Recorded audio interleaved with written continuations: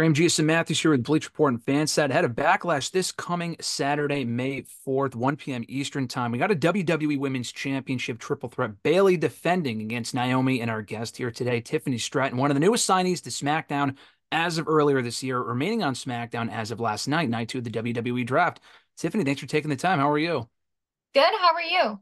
Doing great. When we first spoke about a year ago, it was right before you won the NXT Women's Championship Oh, at wow. Back or Battleground. That would have been. Second time was right after you lost the championship, and now we're speaking to right before you contend for the championship again. So I feel like I just keep missing you when you don't have gold around your waist. But I'm hoping for a victory on Saturday, obviously. But that being said, you've been on SmackDown so far for a couple months. How's the main roster life been treating you so far?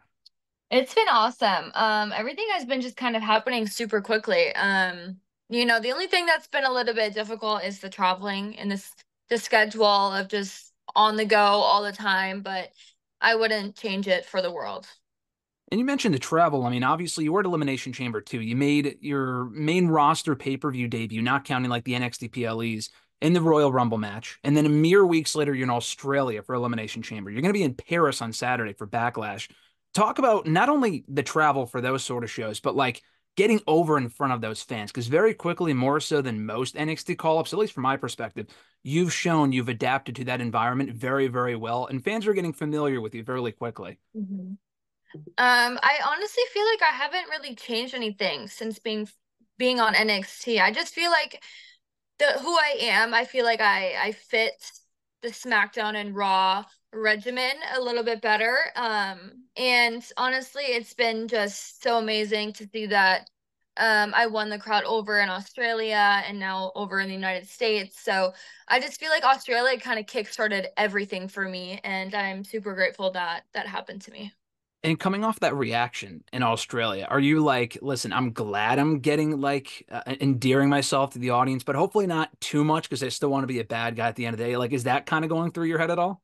Yeah, it's a little hard to like not fully embrace it because I'm just so new to the scene. It's so cool that I have so many people behind me, and it's hard that I just can't embrace it. But at the same time, like, why would you not cheer me, you know? Yeah, exactly. I mean, I know last time we spoke, it was right after, like I said, you had lost the NXT Women's Championship going into No Mercy. You had talked a little bit about having like the imposter syndrome, not like overwhelmingly, but like a little bit at certain points during that feud with Becky.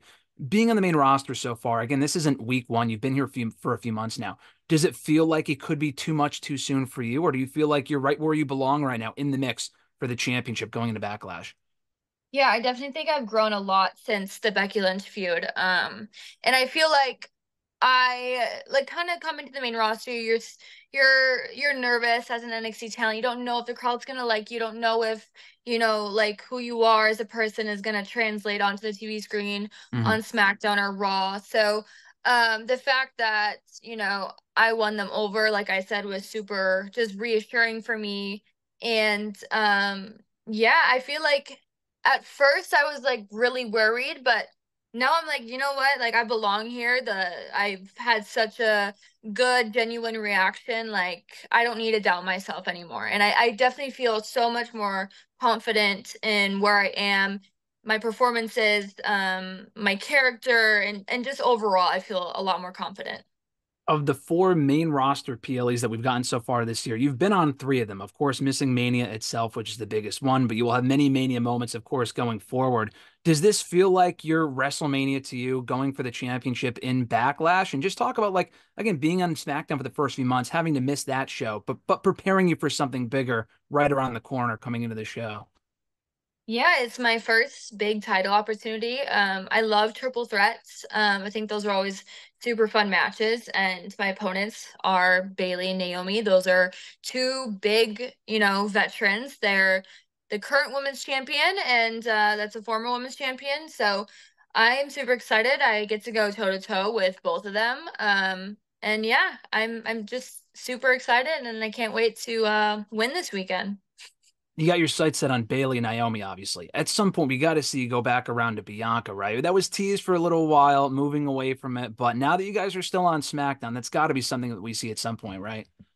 Oh yeah. I think Bianca and I would have such a great match. I feel like our movesets kind of line up very well. But yeah, I guess we're we're gonna be saving that for a bigger stage one day. Hopefully, hey, listen, it could be a WrestleMania. I know there's talk right now of it being in Vegas, but are you sitting there hoping like it's in Minnesota come WrestleMania 41? Yeah, now I'm hearing like it's for sure gonna be in Vegas. Like before I heard like, oh, it's for sure gonna be in Minnesota, Yeah, but yeah. now it's Vegas. And then now I saw on Twitter like London or something like that. So I don't know, to be honest. Don't quote me on anything. Yeah, I know. We know as much as anyone right now, but we'll see as it comes around. But Minnesota would obviously be cool for the hometown advantage for you at some point. Maybe not WrestleMania 41 necessarily, but at some point going down the road. But like I said, we came off the draft last night. Night two, you remain on SmackDown. Going into the draft, do you have any concerns? I mean, obviously it's over now and you're still on SmackDown, but like, do you hope to remain on SmackDown? Or was it like, if I go to Raw, cool? And if I go to Raw, is it a case of like, I have to kind of start over after building the momentum that I have on SmackDown? Yeah, I wasn't too worried. I'm not too worried about whichever brand I'm gonna be on. I think, wherever I go, I'm gonna thrive and I'm gonna make the most out of it. And yeah, I mean, I think SmackDown is an amazing place for me to be. There's a lot of good challengers on that brand, so I'm excited for this year. And it's a pretty great crop of competitors. From what we've seen so far, I think the rosters are set, but it's a lot of the same women that were there previously, which was already a pretty stacked roster. But between yourself, Bailey, Naomi, and the triple threat, Hmm. Nia Jax coming on over, who I know you're obviously friends with as well, and we've seen in various videos and whatnot. A lot of different talent coming over to SmackDown. And just talk about that Nia Jax. You see that she comes over to Friday nights. How did that friendship come about? That seems like such a random pairing to me. Yeah, so actually, we sat next to each other on our 20-hour flight to Australia, and we Oh, wow. literally had no other option but to become best friends. So, yeah. And then she kind of just took me under her wing, and now we're besties. Now you got to be excited she's on SmackDown with you, right? Yeah, travel buddy now. So you got Nia Jax on SmackDown. I had just seen the headline literally hours ago of you talking to Chris Van Vliet, mentioning how you met Ludwig by doing like the rock paper, not meeting him, but like going on the first date with that whole thing, which is completely ridiculous. Clearly, you guys were already friends by that point, right? You didn't just meet by doing that, right? No, no, no, no. We knew of each other. Like Okay. we've talked a couple of times at the performance center, but yeah, it's just kind of just happened. It was actually like a year ago. Tomorrow's my birthday. We were out. I was out downtown with some of my friends, and he was out as well. And I was just like, "Hey, what's up? Let's talk." And then it eventually got to the rock paper scissors thing, and yeah, the rest is hi history. That's awesome. Well, happy early anniversary on that and happy early Thank you. birthday, of course, as well. And you could celebrate your birthday as WWE Women's Champion, which is crazy. But he's on Right. SmackDown now too. So that obviously is a very big thing for you. You got Nia on the show, which is your new best friend, like you said, but he's also finally in the same show as you, which is pretty cool for you guys. He actually isn't. He's on Raw. Oh my God, I thought you got drafted to SmackDown. Never mind. No, he Hopefully didn't, next year, right? unfortunately. Yeah, Well, hopefully in the 2024 draft. But yeah. still, you got Nia. That's not too bad. I have Naya, at least. Exactly. Nia's not a bad person to have on the same show. But as we wind down here, talking about just other matches you would want to see on SmackDown, anyone that you saw come over that you were like, well, I'm really excited to face this person at some point. Um, I think, Jade was already on the brand, but I think Yeah. me versus Jade would be amazing. I think there's so many matches lined up for me. When Charlotte comes back, I would love to have a match with Charlotte. Yep. Um, And yeah, I can't really remember who else was drafted to SmackDown, but me versus Bianca, me versus Jay, me versus Charlotte. I just feel like there's so many amazing matches lined up for me. A lot of different possibilities for sure. Blair Davenport from NXT also coming up too. So Yeah. a lot of different names for sure. Last question for you, Tiffany. I know in the last couple of months you got a theme song change as well. People take this stuff very seriously. They love the original theme that you had in NXT getting changed now that you're on the main roster. It has the Tiffy time in front of it. Your thoughts on the song and then like have you been able to get accustomed to it so far on SmackDown? I like it. I don't know why everyone else doesn't like it.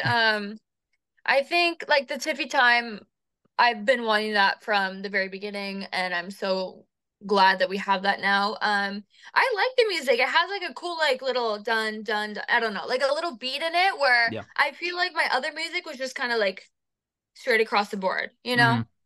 It's So I part of don't know why they're so.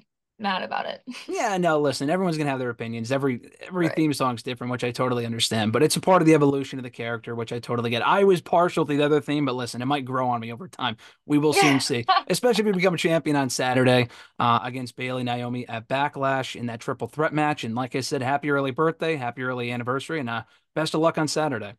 Thank you so much.